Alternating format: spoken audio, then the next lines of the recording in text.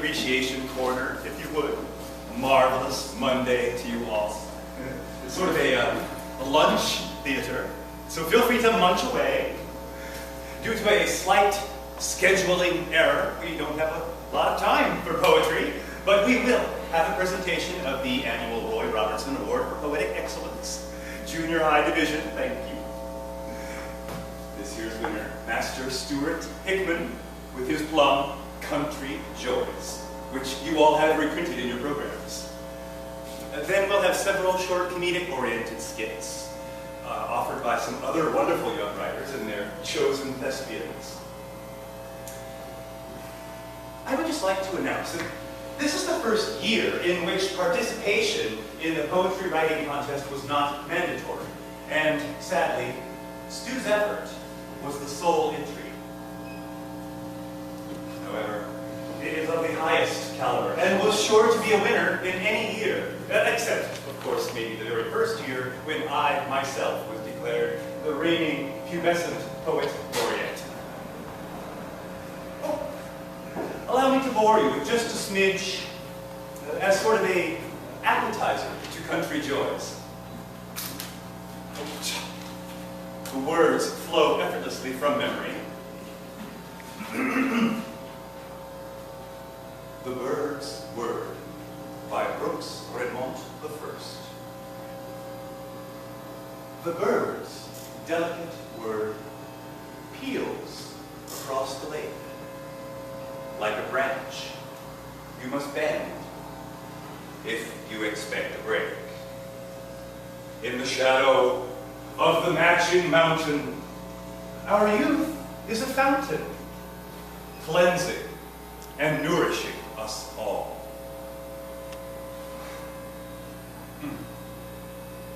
There are, of course, 5 more verses, which can be absorbed at your leisure by paying a visit to our very own poetry showcase out in the front hall. So I hope you're all warmed up, because, now, without further ado, please welcome literary sapling, Stuart Hickman.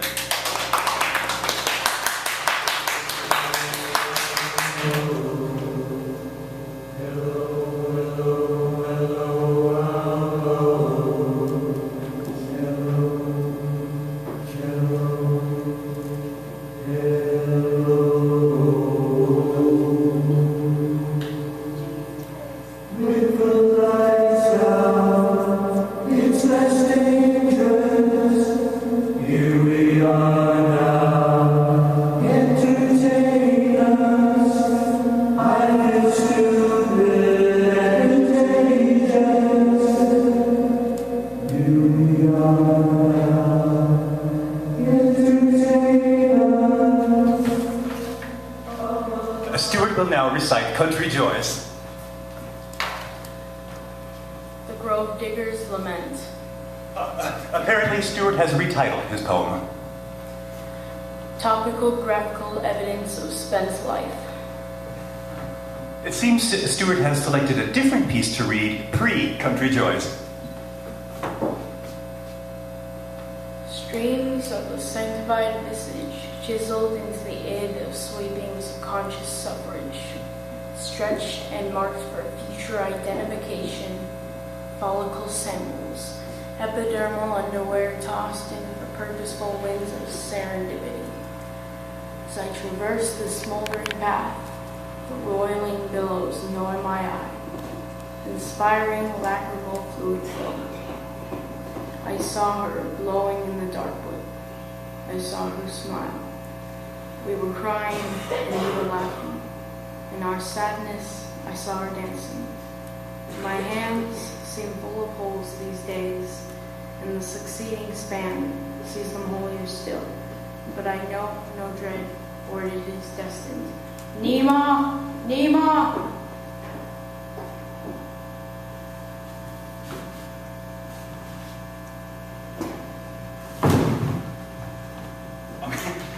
Well, apparently Stuart has progressed in his poetic pursuits. Well, and now the skits, as promised. Get up, Stu. Oh my God! Does anyone know 911? I mean, call 911. I mean, oh, where's the school nurse? Help! Someone!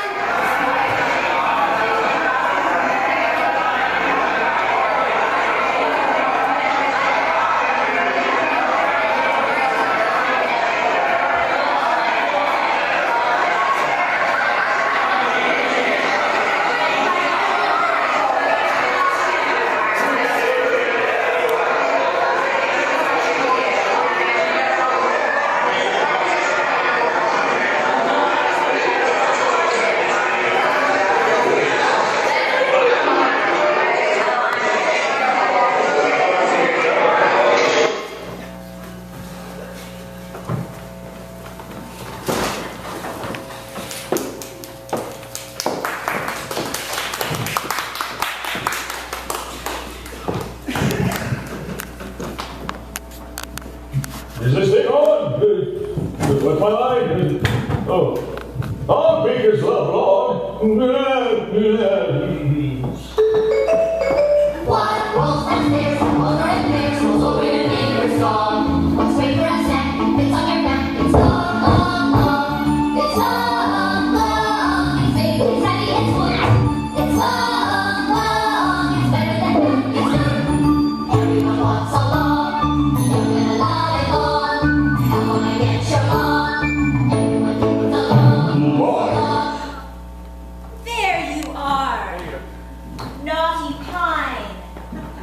It's time for bed, and tonight I'm going to sleep like you. The log sleeps tonight, but someday my log will have something to say. Hey, Margaret. Someday is today.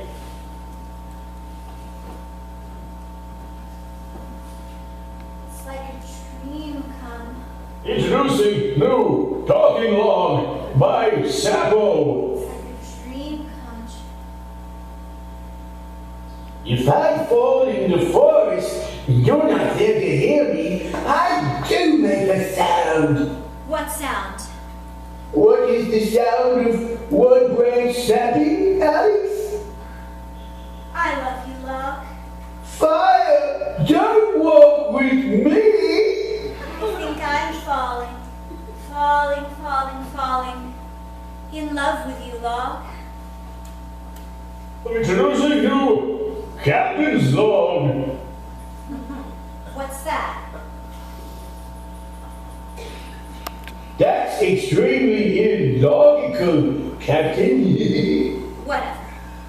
I'd like to boldly go where no dog has gone before. Now you're talking. Hey, that's my lawn. No way, Principal. Better surrender. My chainsaw doesn't have a stun setting. Sharing is nice. Would you care to share? Log, get wood. What the fuck I do?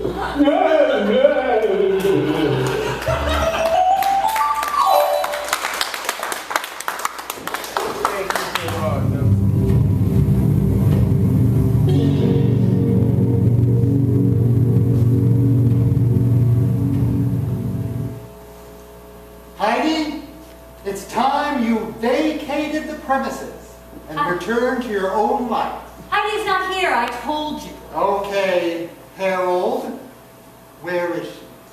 Taking a much-deserved vacation. Don't worry, she's being cared for. Well, could you see to it that she returns by Saturday?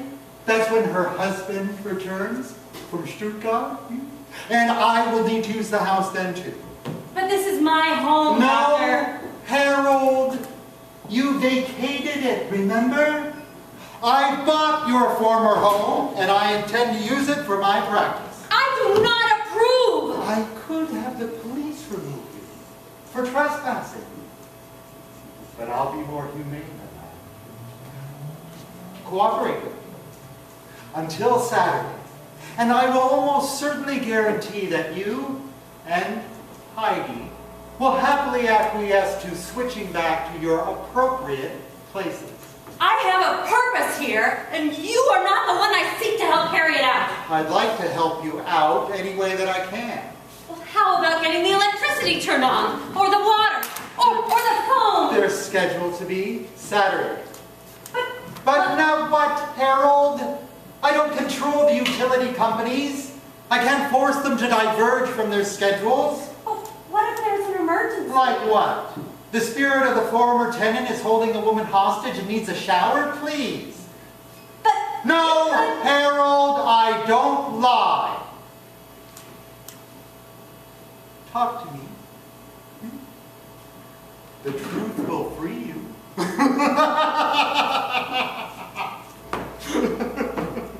By the way, I don't much care for what you've done with Heidi's hair. no, you're not the one. But I'm the only one you've got. And I brought you something. A double, tall, hazelnut latte. I know how you love them. Laura told me how she'd bring one to you every Meals on Wheels program. Where is it? On the porch. So, go get it. Bring it to me, please. No. Oh, so it's a battle of wills. Well, I won't. We'll see. Oh, by the way, could you tell Heidi that her dog, Heiner, is fine now and ready to be retrieved from the vets? Dr. Jacoby. You said no! I didn't summon any gendarmes. I'm just here to... Keep your hands off me! Oh, there's a lot of turmoil here. Oh! Oh. Thanks. But you're not the one either. Say, Deputy, could you get me that cup of coffee that's out on the porch? Hawk, don't. What was the nature of your message, Deputy Hawk?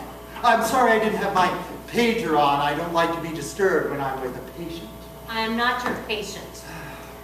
Rather impatient, I'd say. Yes, yes. And the phone hasn't been connected. Please talk to me, as Harold here refuses to. Oh, you're Harold, huh?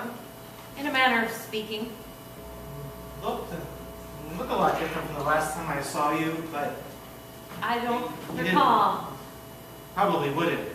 I discovered your body hanging. Oh, I'm sorry.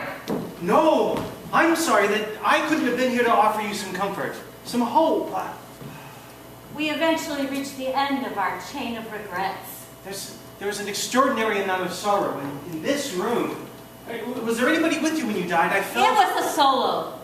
Well, then We why all are you die alone, you know. Why are you still here? Deputy, what was this emergency that you needed to tell me? Oh, several things. First, a boy collapsed at a poetry reading at the junior high. I knew these things were getting competitive. Oh, no, not like that. He was performing a very odd, unscheduled poem when at the end he just passed out. They thought it was part of the show, but then they couldn't revive him. So they took him down to the hospital where he shortly regained consciousness, and now he's catatonic, won't respond to anything. His name? Hickman Stewart. He was staying with his grandmother, and now they can't get a hold of her. Tremont's her last name. I'll look in on it. Sounds unique. I'm used to art being cathartic, not traumatic. And what else? And Ben Horn finally came out of his coma. Thank God. I know, but it was crazy. His son was standing up over him, and when he woke, they butted heads.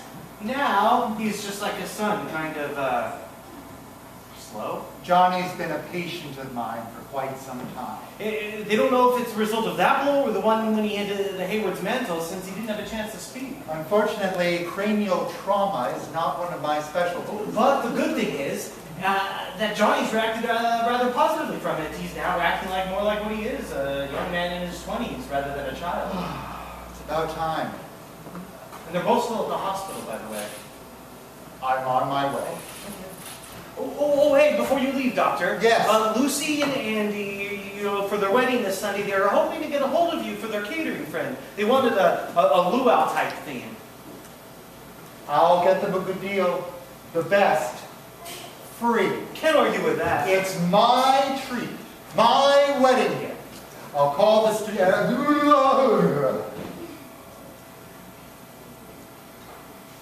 Sorry, It's quite a powerful grip you've got there, Tommy. I didn't realize No, it was refreshing. Well, I've got to go though. Goodbye, Harold. See you at the cemetery. Oh yeah, see you, Doctor. Tomorrow. Well, it was certainly nice meeting you, Harold. About that poetry reading incident, Yeah, really weird. could you tell me more about it? Well, there's not much to tell other than what I told the doctor. Let's see, the name of it was the Gravedigger's Lament. No, the Grove Digger's Lament. I don't know, something like that. Maybe it's the Gold Diggers. No, I mean it. But there was a sentence in there about the hand full of holes. Creepy. Sounds like it. Yeah. Well, is there anything else you'd like to talk about? No, I think I'd like to be alone for a while. Okay. Hey, well, how about that cup of coffee on the porch? Would you like that? Yes! Well, go and get it. I'm letting it cool. Cool. Well, it was really nice meeting you, Harold. Say hi to Oh. Gonna eat a whole can of beanie weenie, huh? I can relate bachelor food. Well. See ya. Come back! What? Anytime to visit. Oh, hey! You are invited to Andy and Lucy's wedding. It's Sunday at 2, southern corner of the cemetery. I know you didn't know them, but Heidi knew them from the diner. Thanks, but I don't get out much. Maybe you should, especially if you plan on eating that whole can of beanie weenie. Can be some pretty powerful stuff. Yeah. Or at least, crack a window. Au revoir, mon frère. Ciao. This is more potent than any bean concoction. This is magic beans, pure pain and sorrow.